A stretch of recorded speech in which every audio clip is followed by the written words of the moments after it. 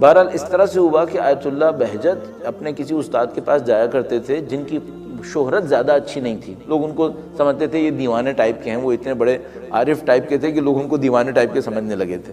تو ان کے والد کو کہیں پتہ چلا، آیت اللہ بہجت کے والد کو، کہ بھئی آپ کا بیٹا جو نجف گیا تھا وہ ایک ایسے آدمی کے پاس اٹھتا بیٹھتا ہے جس کے بارے میں کچھ پتہ نہیں کہ وہ محبوس الحواس ہے، اس کے حواس صحیح کام کر رہے ہیں یا نہیں کر رہے ہیں۔ تو ان کے والد کو بہرحال پکچر صحیح نہیں پتہ چلی، وہ بیچارے گھبرا گئے اور انہوں نے لکھ کر بھیجا اپنے بیٹے کو آیت اللہ بہجت کو کہ بھئی آپ اس استاد کے پاس مت جایا کریں جس کے بارے میں اتنا زیادہ شہرت اچھی نہیں ہے۔ تو آیت اللہ بہجت جو اپنے والد کے حکم کو بہت زیادہ امپورٹنس دے رہے تھے، وہ گئے اپنے استاد کے پاس اور کہا کہ بھئی یہ کیا ہو گیا، میرے والد نے اس طرح سے لکھا۔ بہرحال انہوں نے کلیریفیکیشن دینے کی کوشش کی، ان کے والد کو سمجھ میں نہیں آئی بات۔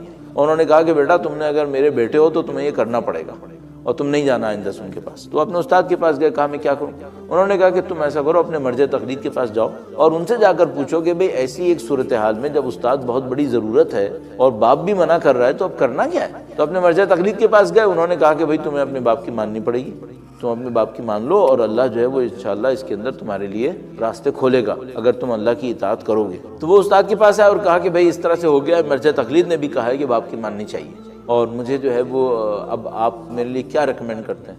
تو انہوں نے کہا کہ تم مت آؤ کل سے۔ تو انہوں نے کہا کہ اگر میں نہیں آؤں گا تو میری زندگی کا ہدف جو ہے وہ پورا نہیں ہوگا، چونکہ آپ مجھے گائیڈ کر رہے تھے زندگی کے ہدف کے لیے۔ تو انہوں نے کہا کہ اگر تم خاموشی اختیار کرو اور خاموشی میں غور و فکر کی طرف جاؤ تو خدا تمہیں گائیڈ کر دے گا، خدا تمہیں گائیڈ کر دے گا۔ اب پتہ نہیں آیت اللہ بہجت کو اس خاموشی میں کیا مزہ آیا، انہوں نے اس کو تقریباً 2 سال تک اس طرح پکڑ لیا کہ سوائے واجبات کے وہ بولتے ہی نہیں تھے، سوائے واجبات کے وہ بات ہی نہیں کرتے تھے۔ مثال کے طور پر درس و بحث میں بولتے تھے، درس میں ڈسکشن وغیرہ کے اندر بولتے تھے، اور باقی کسی دوست سے مثلا بازار میں ادھر ادھر وہ کوئی گفتگو نہیں کرتے تھے، خاموش رہتے تھے۔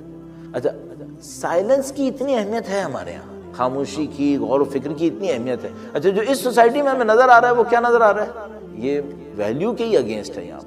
یہاں خاموشی پسند نہیں ہے لوگوں کو، اور اس خاطر سوچنے سمجھنے کا کھانا جو ہے وہ کافی حد تک خالی ہوا ہے کہ ہمیں لائف کے بارے میں سوچنا ہے کچھ۔ تو اب آپ اس کا ایک حل نکال سکتے ہیں، تو ہمیں تو حل چاہیے ہوتا ہے نا، کہ کوئی نہ کوئی حل ہونا چاہیے۔ تو آپ اس طرح سے کر سکتے ہیں کہ اپنی صبح کی مثال کے طور پر واجب نماز کے بعد یا رات کو سونے سے پہلے آپ 4-5 منٹ، 4-5 منٹ بہت کہہ رہا ہوں، 4-5 منٹ نکالیں اور اس میں خداوند متعال سے گفتگو کرنے کی کوشش کریں۔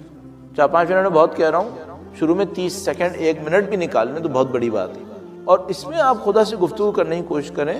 اب یہ آپ کے سجدے میں بھی ہو سکتا ہے اور اس کے علاوہ بھی ہو سکتا ہے، تاکہ